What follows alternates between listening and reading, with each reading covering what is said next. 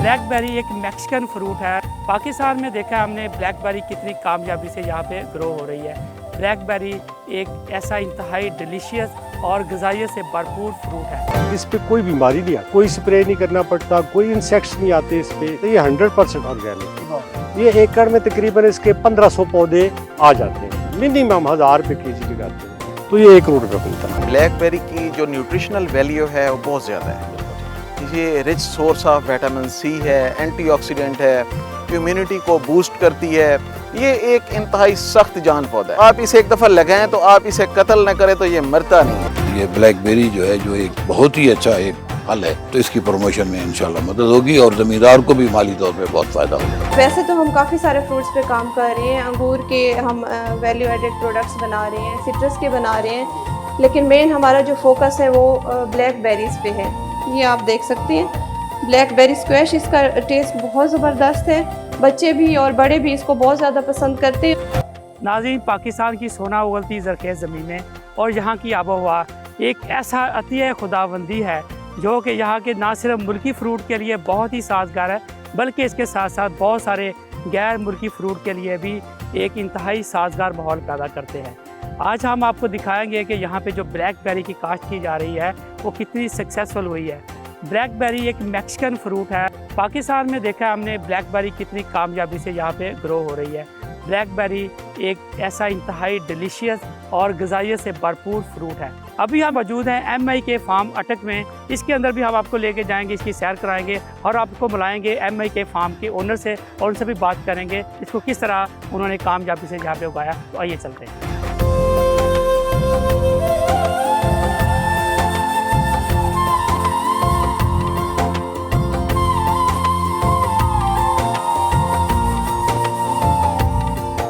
जी अभी हम पहुंच गए हैं MI के फार्म्स के ऊपर। ये अटक में ब्लैकबेरी का सबसे एक ऐसी सक्सेस स्टोरी है और मेरे साथ मौजूद हैं अभी मलक एजाज खान साहब जो कि ओनर है। ये वो हमारे ऐसे किसान हैं जिनकी शबरोज़ की मेहनत से पाकिस्तान में ब्लैकबेरी एक कामयाब जो है ना काश्तकारी के ऊपर आ गई है। हम इनसे बात करेंगे। Thank you very much Malak sahab, आपने हमें अपने फार्म पे इनवाइट किया, बहुत शुक्रिया आपका। तो आप बताइए एजाज साहब, ये कब से आप ब्लैकबेरी के ऊपर काम कर रहे हैं? ये ब्लैकबेरी के पौधे मैंने लगाए जी जिस वक्त इंपोर्ट खुली थी पाकिस्तान की ना।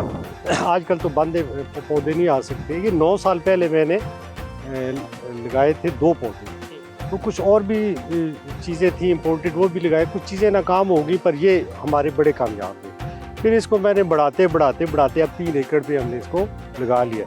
अल्हम्दुलिल्लाह एक नई चीज़ एंटर हो गई है। हम इसको डिस्ट्रीब्यूट कर रहे हैं और बड़ी अच्छी यील्ड है। सबसे बढ़कर मुझे तो इसमें जो ख़ास चीज़ लगती है कि इस पर कोई बीमारी नहीं आती, बिल्कुल भी इस पर कोई बीमारी नहीं है। प्लस कोई स्प्रे नहीं करना पड़ता, कोई इंसेक्ट्स नहीं आते इस पर। और हम तो खुद बनाते हैं वर्मी कंपोस्ट, और वर्मी कंपोस्ट से डालते हैं। ये 100% ऑर्गेनिक है। प्लस इसका अपना एक टेस्ट है और हाई यील्ड है। रेट बहुत अच्छा मिल रहा है हमें से।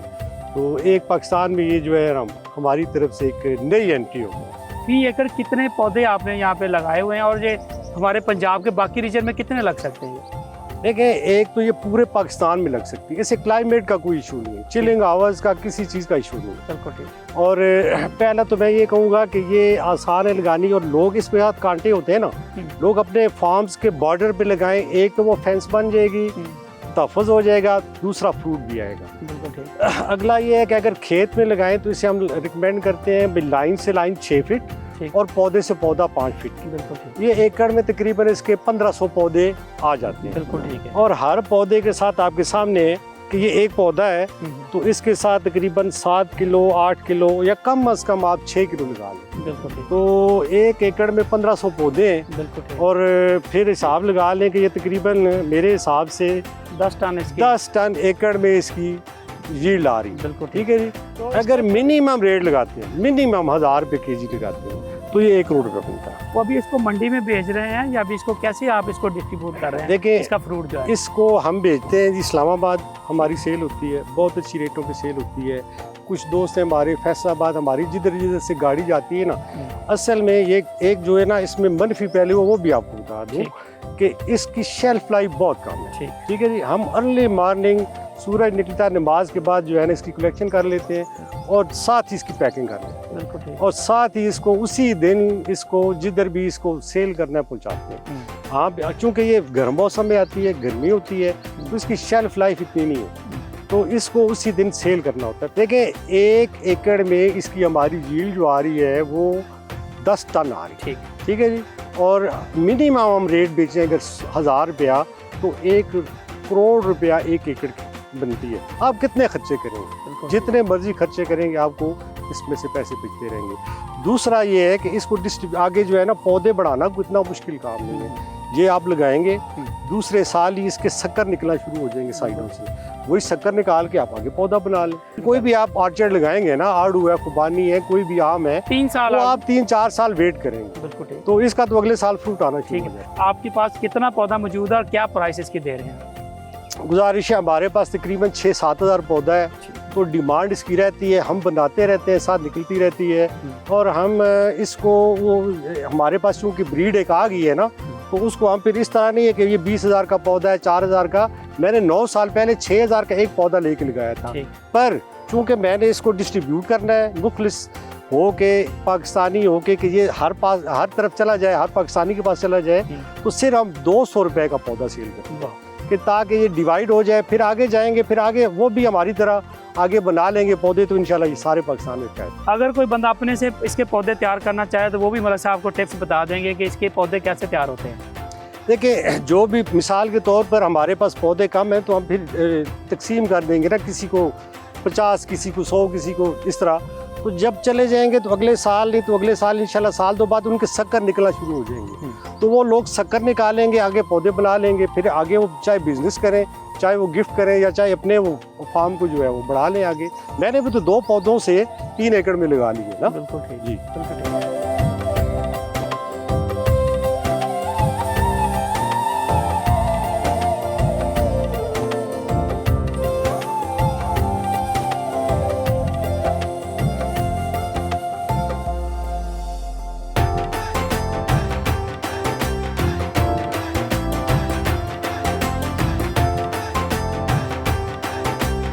मैं समझता हूँ कि ब्लैकबेरी के अंदर पाकिस्तान में किसान की किस्मत बदलने की भरपूर सलाहियत जो है ना वो मौजूद है। मेरे साथ मौजूद है मलिक फ़तेह खान साहब, जो NRSP और गाजी बरोथा तरक्यात इदारा जैसे अदारों को हेड करते हैं।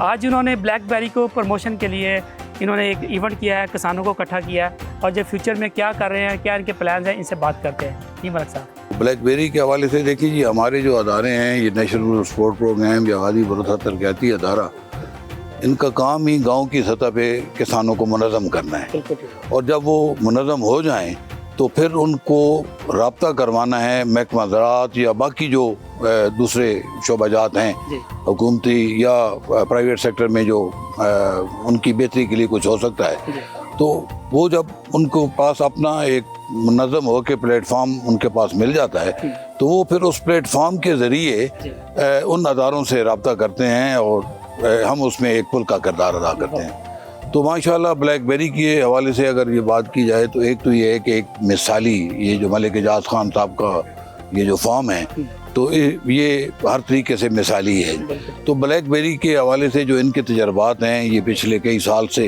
इसमें ये तजर्बात कर रहे हैं, और माशाल्लाह इसको बड़ी कामयाबी से इसको मार्केट भी कर रहे हैं। तो हमने फिर ये है कि जी मुख्तलिफ़ किसानों को और महकमा ज़राअत के जो हैं, रिसर्च के जो लोग हैं, एक्सटेंशन के लोग हैं, इन सब को दावत दी इस फॉर्म पे कि वो आएँ और काश्तकारों को और ज़मींदारों को ब्लैकबेरी की अहमियत के बारे में, उसकी अफादियत के बारे में बताएं कि उससे उसको अगर ये प्लांटेशन उसकी करें तो उससे उनकी फ़ी एकड़ पैदावार में कितना इजाफा हो सकता है और माली लिहाज से उसका कितना फ़ायदा है। पर एकड़ हमारा किसान कहाँ तक जा सकता है, क्या पैदावार है, थोड़ी सी ये भी गाइड करें ज़रा।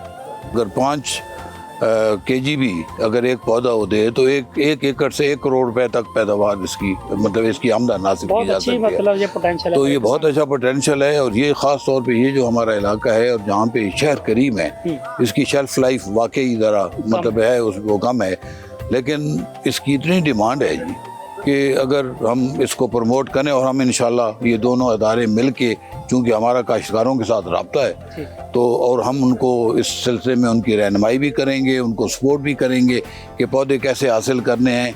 ये जो एजाज खान साहब का जो फार्म है, इस तरह के फार्म हो आके वो देखें, या चकवाल में जाके बरानी एग्रीकल्चर रिसर्च जो सेंटर है हमारा, इंस्टीट्यूट है, उस पे जाके वो देखें।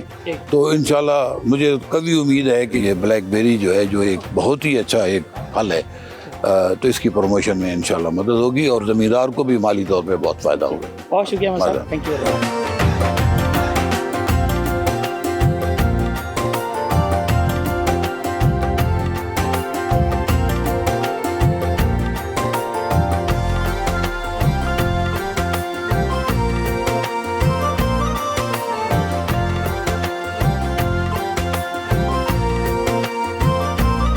जी अभी हम मौजूद हैं जी बरानी एग्रीकल्चर रिसर्च इंस्टीट्यूट चकवाल में, जहाँ पे मेरे साथ मोहम्मद अकील फ़रोज़ साहब हैं जो यहाँ पे सीनियर ऑफिसर है। इनकी काविशों से ब्लैकबेरी जो है पूरे पाकिस्तान में प्रमोट हो रही है और पर्टिकुलरली पोटोहार रीजन में इनका बहुत बड़ा काम है। Thank you very much doctor साहब, आपका बहुत शुक्रिया। आप क्यों ऐसे पौधे पाकिस्तान में प्रमोट कर रहे हैं जो पूरी दुनिया से पाकिस्तान में एलियंस प्लांट हैं या गैस के पौधे हैं, क्या प्लस पॉइंट्स क्या है इनके? अच्छा, ये बहुत अच्छा सवाल है आपका।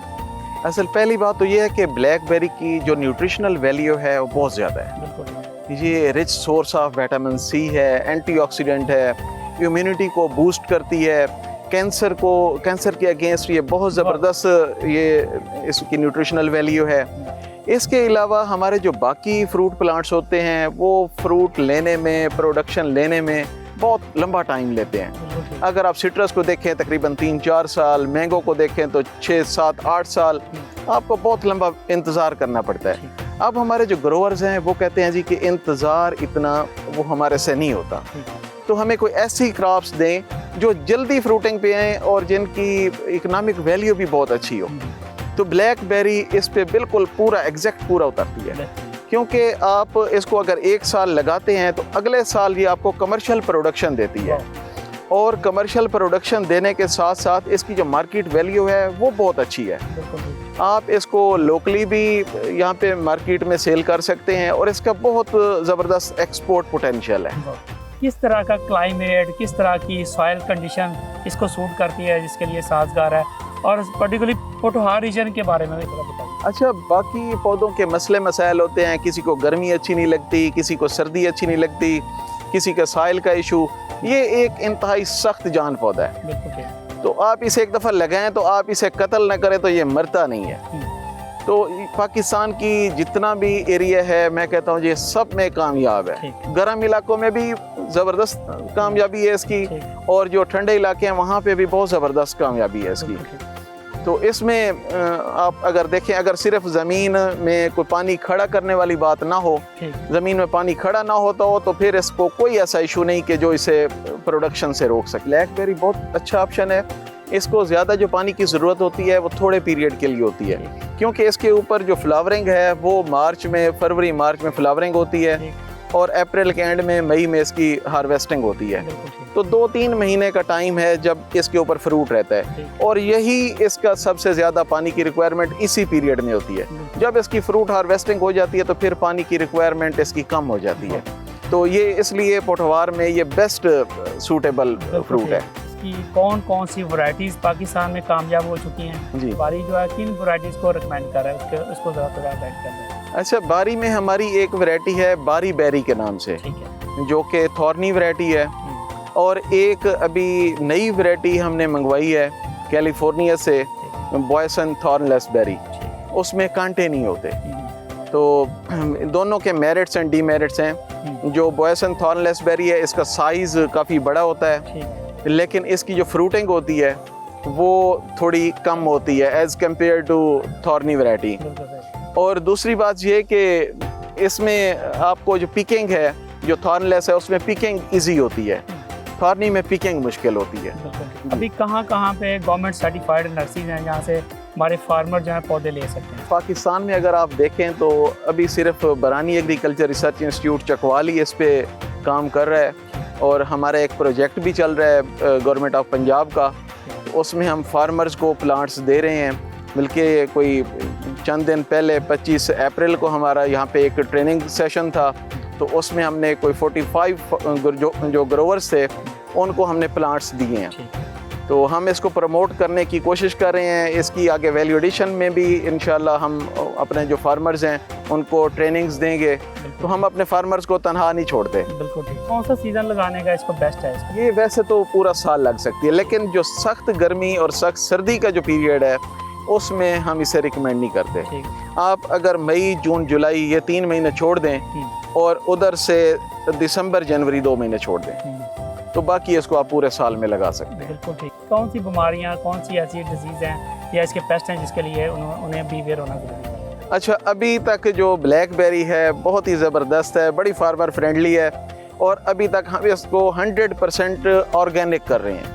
ना अभी इसके ऊपर कोई डिजीज़ आई है, ना अभी इसके ऊपर कोई इंसेक्ट आया है और ना ही इसको अभी हम कोई केमिकल फर्टिलाइज़र दे रहे हैं। हम इसको सिर्फ जो गोबर की खाद है ऑर्गेनिक वो इसको दे रहे हैं या इसको पानी दे रहे हैं। इसके अलावा इसको अभी कुछ नहीं दिया जा रहा। फर्टिलाइजर का भी अभी आपने अभी इसको हम कुछ नहीं दे रहे, क्योंकि अभी इसकी जो ऑर्गेनिक जब हम इसको ग्रो कर रहे हैं तो एक तो उसकी न्यूट्रिशनल वैल्यू बहुत अच्छी है, दूसरा उसमें जब प्रॉब्लम आई कोई नहीं रहा तो हम ऐसे बेदरे केमिकल का इस्तेमाल क्यों करेंगे। बिल्कुल ठीक है।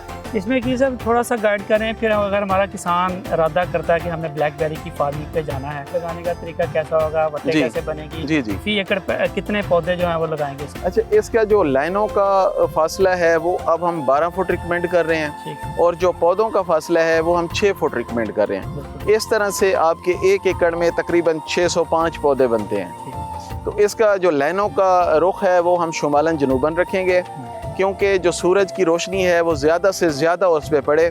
सुबह जब मशरक़ से सूरज निकलेगा तो उसकी जो ईस्ट वाली साइड है वो सारी उससे कवर होगी। दोपहर के बाद उसकी जो वेस्ट वाली साइड है उस पर लाइट पड़ेगी तो फ्रूट की क्वालिटी अच्छी रहेगी। अभी जैसे वैल्यूडेशन की बात की, मेरा ख्याल है कि हम अभी देखते हैं कि बारी जो है इसकी वैल्यूडेशन के हवाले से इनकी जो जहाँ पे फूड टेक्नोलॉजी लैब है वो क्या काम करती है वो भी आपको दिखाते हैं। और ये चलते हैं।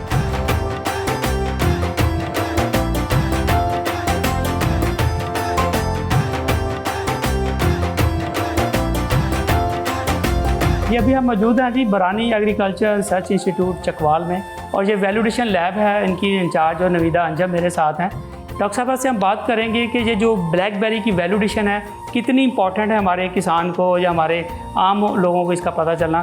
Thank you very much Navida, आपने हमें ज्वाइन किया है। हमें सबसे पहले बताइए जो ब्लैकबेरी जो है इसकी कौन सी वैल्यूडेशन प्रोडक्ट बन रही हैं और इसकी कितनी ज़रूरत है वैल्यूडेशन प्रोडक्ट बनाने की?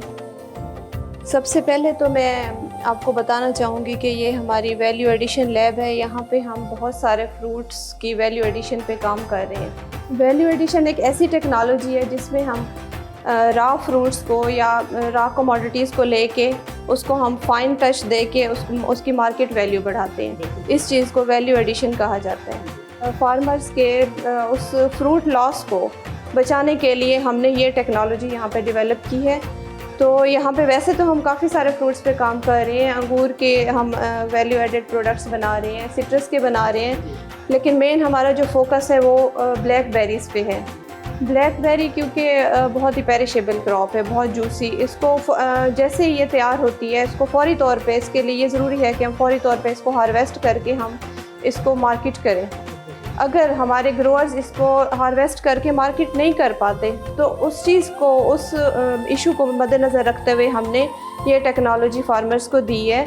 इस पे हम बहुत सारे तजर्बात करके और बहुत सारी इसकी प्रोडक्ट्स बना के हम मार्केट में लाने की कोशिश कर रहे हैं और अपने फार्मर्स तक पहुंचाने की कोशिश कर रहे हैं। तो जैसा कि आप देख सकते हैं कि ये बहुत सारे हमने ब्लैकबेरी के प्रोडक्ट्स बनाए हुए हैं। ये मैं आपको दिखाती हूँ सबसे पहले कि ब्लैकबेरी जैम, ये आप देख सकते हैं ब्लैकबेरी जैम हमने बनाया है। यहाँ पे ब्लैकबेरी जैम ये अभी तक मार्केट में नहीं अवेलेबल हमारे पास, क्योंकि ब्लैकबेरी एक नई क्रॉप है और अभी हम इस क्रॉप को यहाँ पे इंट्रोड्यूस करवा रहे हैं।